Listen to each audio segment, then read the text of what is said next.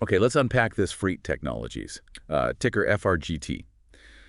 The stock price has been, well, all over the place. Right. And the latest news is, pretty surprising, a logistics tech company investing in a crypto treasury. Yeah, and not just any crypto, a big chunk in the official Trump token, Trumply. Exactly. So what's really going on here? What do our sources, this deep research analysis we have, tell us about their business, their finances, and the logic behind these moves? Let's dive in. Definitely.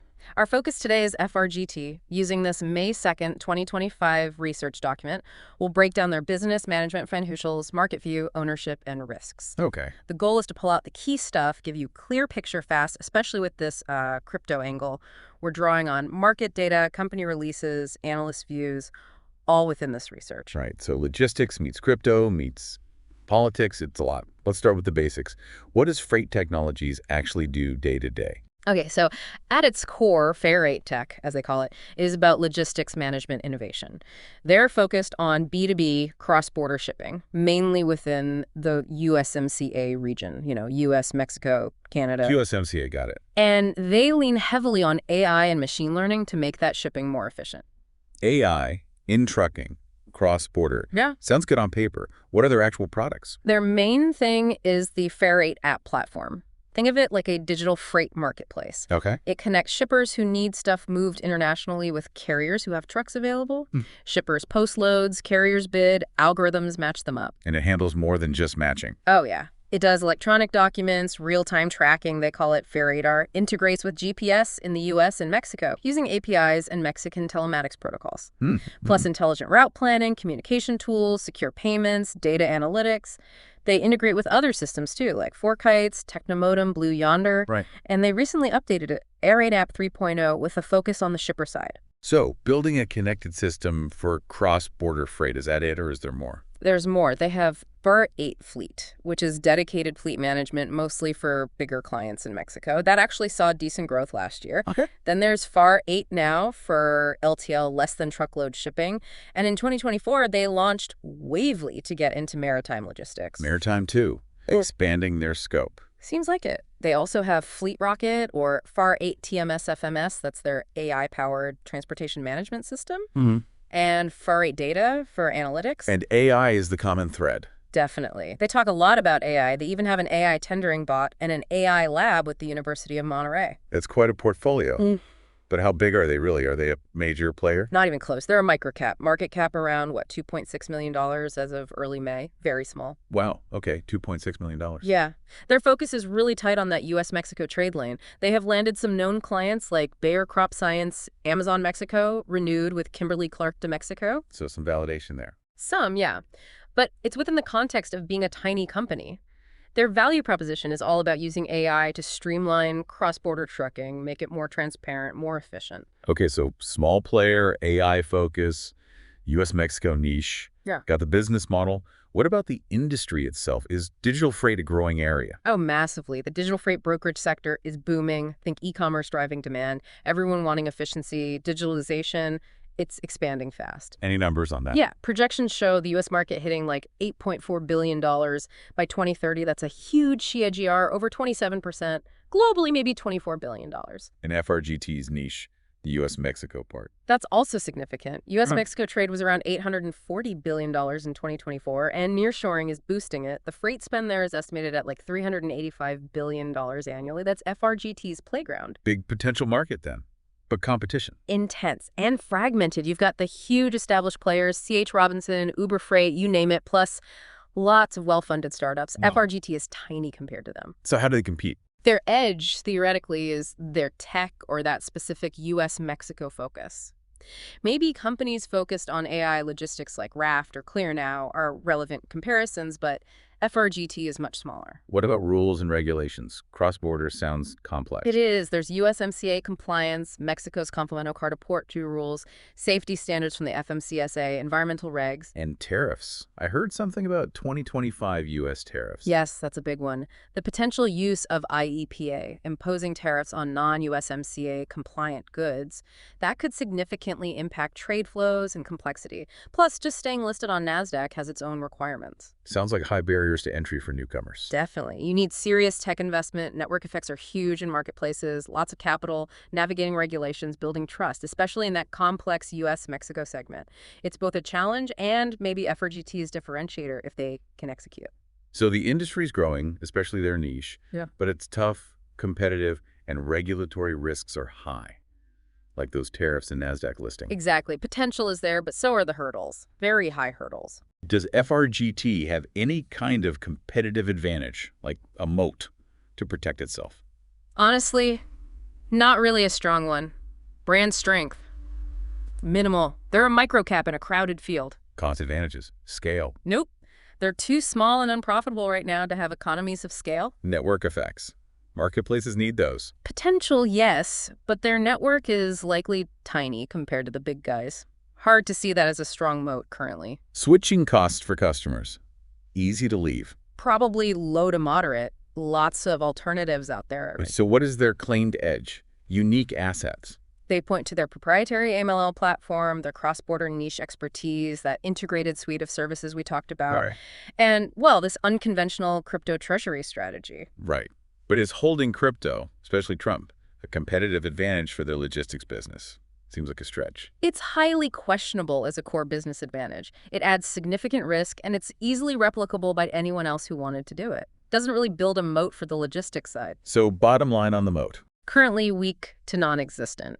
The AI for cross-border and the niche focus have narrow potential, but larger competitors could likely replicate that if they saw value. The crypto thing is just risky speculation, not a moat. Okay, let's shift to the people in charge. Chapter 2, management. Who's running the show? Right, leadership. The CEO is Javier Selgas. He has a tech background, and he's been behind things like the AI lab and these crypto investments. With Also the period of volatile revenue losses and the stock decline. So a mixed picture there. Who else? Donald Quinby came in as CFO early 2024, lots of finance experience, joined during a pretty tough time financially. Seems needed. Yeah, and the COO, Luisa Irene Lopez Reyes, has over 25 years in logistics, especially valuable for their Mexico focus. What about the board? There have been recent changes. On paper, they seem to have financial and business experience, but you have to question their effectiveness given the company's performance and these riskier strategies. How have they handled crises like those NASDAQ issues you mentioned? Their response history is interesting. The NASDAQ non-compliance, minimum bid price, stockholders' equity. It's been a recurring problem. They keep falling out of compliance. Yeah, they get temporary fixes, extensions, but they're non-compliant again now. They recently delayed filing their 10K, their annual report. It suggests they're reacting, not proactively managing compliance. Then financial underperformance, the losses. They've taken steps, sure, focusing on profitable routes, cost cuts, raising external money. Right. But then you have the high-risk crypto investment, which looks like another response, maybe a desperate one, to the persistent losses and negative cash flow. Are they transparent about all this? Yeah. Communication. They do issue press releases, file with the SEC, give some guidance. They even provided rationales for the crypto stuff, trying to frame it strategically. Right. But the strategic clarity, how these risky decisions actually create shareholder value, that's very debatable. The communication might be there, but the alignment with shareholder interests feels questionable. Any ethical red flags? Scandals. No major ethical scandals reported. But the speculative crypto investments, especially something like Trump, raise governance questions. And the recurring NASDAQ noncompliance doesn't look great from a governance perspective either. So summing up management, honest, capable, shareholder-oriented. Honesty in reporting seems okay. Yeah. Capability, mixed. Some operational moves, but big financial struggles and questionable judgment calls. Shareholder orientation, that's where it looks really weak. Why weak? Repeated share dilution to raise cash, pouring money into speculative crypto instead of fixing the core business profitability and the balance sheet. It doesn't scream shareholder first. Negative equity tells you past decisions haven't built value. Let's follow the money then. Capital allocation. Where is the money going? Well, some is going into the core business platform development like Freight app and Fleet Rocket, AI integration, launching Wavely, partnerships, training. But you said they're losing money, so where does that investment cash come from? External funding. They're not generating cash, so they have to raise it. M&A, buybacks, dividends. No significant M&A initiated by them recently. No share buybacks, they can't afford it, no dividends, and unlikely anytime soon. Return on invested capital, ROIC. Deeply negative. Capital deployed has, frankly, destroyed value so far. And the recent fundraising. Tell me more about that. Okay, February 2025. $3 million from convertible preferred stock. April 1st, they issued shares worth $5.2 million to get FRGT tokens, another crypto. Issuing shares for crypto tokens? Yep. And then, late April, an agreement for up to $20 million in convertible notes. $20 million. That's huge for them. It is, and the kicker. Those notes are exclusively for buying Trump P tokens. Wow, all of it for Trump E tokens. According to the agreement described in our sources, yes. So highly dilutive financing and potentially a huge chunk allocated to speculative crypto, not the core logistics tech. So capital allocation is not effective for shareholder value. Doesn't look like it. Persistent unprofitability, negative returns, these highly risky crypto bets. It suggests capital isn't being used effectively to build long-term value.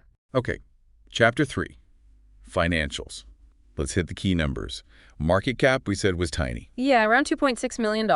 Very microcap, very volatile. PE ratio. Meaningless. Earnings per share were negative $6.14 in FY 2024. Revenue growth. Volatile. Down almost 20% year over year in 2024 to about $13.7 million, though they guided for $25 million in 2025, a big jump if they hit it. Margins. Gross margin improved to nearly 10% in 2024, which is something, but operating margin was around negative 47%, net margin negative 41%. Big losses. Tax equity. Debt-to-equity ratio is not meaningful because equity is negative, about negative $650,000. Total debt around $3.3 million. Liabilities exceed assets. Ouch. Free cash flow. Negative. Operating cash flow is negative $4.2 million in FY 2024. Burning cash. Price to sales? Very low, like 0.1 to 0.2 maybe. Shows the market skepticism. So the key question, profitable. Strong balance sheet. Unequivocally no on both counts. They are Yeah. in significant financial distress. And this isn't new, you said. Financial stability. No. Consistent on profitability from 2019 to 2024. Average earnings decline per year over the last 5 years. Dividends. Nope, none paid. Debt management. Problematic. Negative equity, negative cash flow makes it hard to service debt. They rely on convertible debt, including that potential $20 million for Terspian. Interest coverage is negative. That one-time gain from extinguishing some debt in 2024 didn't fix the underlying problems. High risk of insolvency, really. Working capital. Management says it's improving, but the overall strain with liabilities higher than assets. It's still pressured.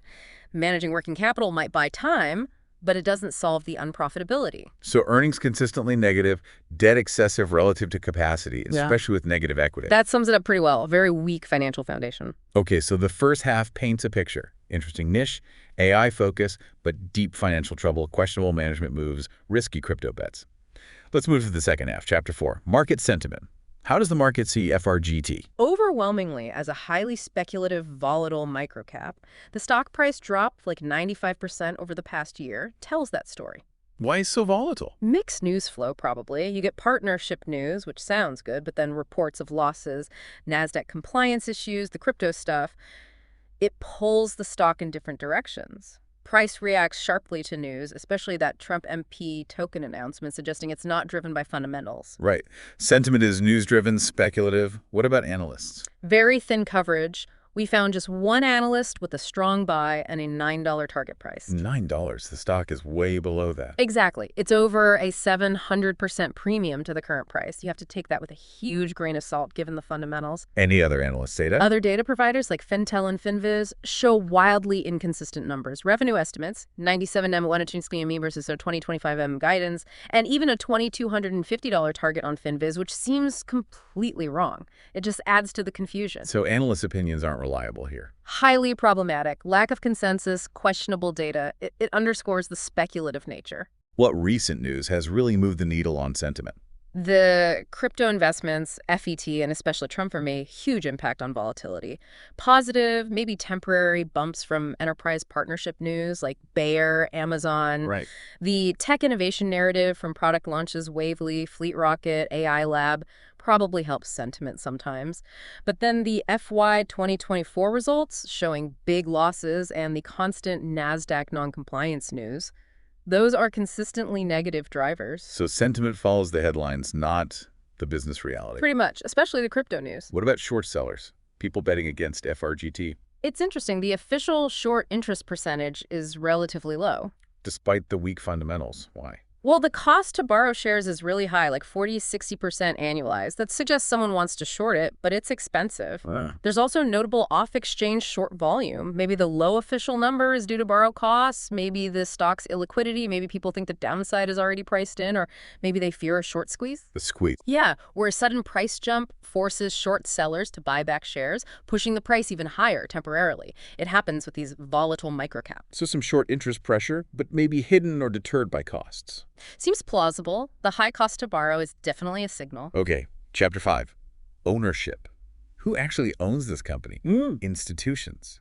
Insiders. This is quite revealing. Institutional ownership is exceptionally low, like 3% to 5%. That's tiny. It is. Only a few institutions hold very small stakes. It signals a real lack of confidence from professional money managers. What about insiders? Management? Directors? Also extremely low, between 0.03% and 0.90%. Very little skin in the game. Any recent insider buying? Nope. None reported recently. That lack of buying suggests insiders aren't exactly brimming with conviction either. So who owns most of it? The public. Retail investors. That high concentration among retail likely adds to the volatility. What does this ownership structure imply for governance? Well, low insider ownership raises concerns about alignment of interests. Is management truly working for shareholders if they own so little? You also question board oversight effectiveness, given the track record and risky strategies. And being incorporated in the British Virgin Islands, does that matter? It can have implications for corporate governance standards and shareholder rights compared to, say, Delaware incorporation. It has another layer of consideration. So ownership reflects low confidence and raises governance questions. Yeah, that's the key takeaway from the ownership structure. All right, Chapter 6. Risk assessment. Let's pull together the threats and weaknesses using a SWOT analysis lens. Okay, the SWOT summary shows some strengths, tech, niche focus maybe, and opportunities in the growing market. But they're heavily outweighed by weaknesses on profitability, negative equity, reliance on funding, and threats. Let's talk threats. Those 2025 U.S. tariffs. How bad could that be? Potentially significant. We're talking tariffs under IEEPA, varying rates, though USMCA goods might be exempt. But it could still reduce overall trade volume, increase costs and complexity in FRGT's core U.S.-Mexico lane. So direct impact on their business. Yes, potentially less freight to move, higher operating costs.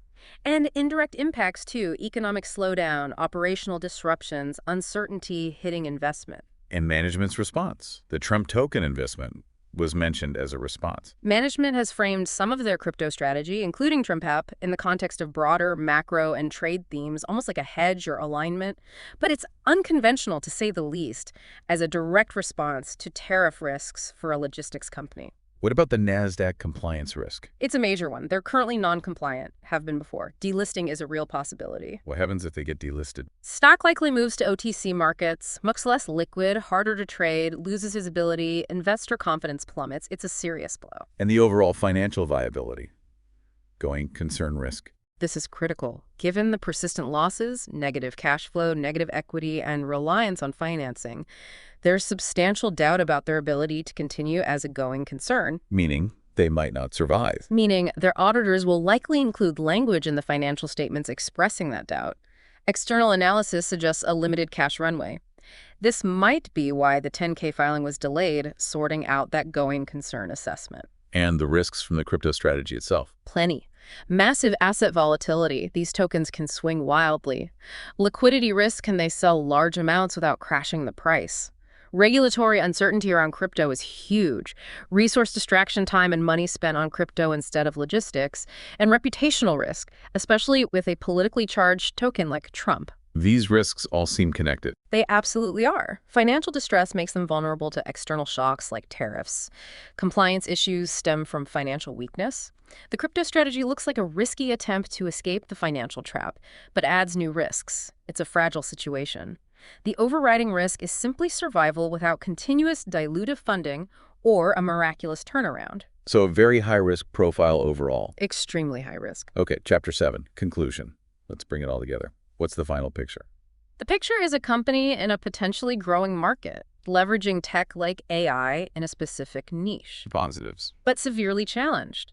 Financial distress is profound, strategic choices like the crypto treasury are highly questionable and risky, and they face significant external threats like competition and tariffs. Strengths offset by weaknesses and threats. Heavily offset. The unprofitability, negative equity, lack of a strong moat, questionable capital allocation. These are critical weaknesses.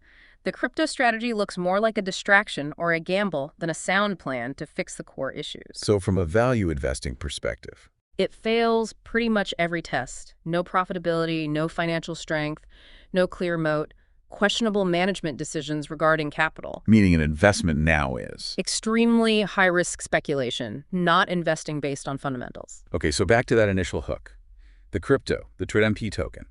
After digging into the sources, what's the verdict on why? It really looks like a highly speculative, maybe even desperate move driven by their deep financial problems and perhaps the looming tariff uncertainties.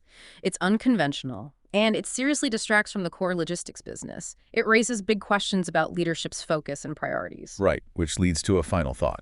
Exactly. When you see a company like FRGT operating at this intersection, logistics, AI, and now crypto with a political angle, what does it tell us? Are we seeing innovative strategies for companies facing massive disruption, or is this kind of move more a sign of desperation in a really tough spot? Something for everyone to think about for sure. If you found this deep dive helpful and want more analyses like this, definitely subscribe to the Stock Analytics AI YouTube channel. And just a reminder, this analysis is based on information from May 2nd, 2025. It's our interpretation of that data, not financial advice. Always do your own thorough research and talk to a qualified financial advisor before making any investment decisions. Also, AI was used in processing and analyzing the source materials for this deep dive. You can find links to all the sources in the description.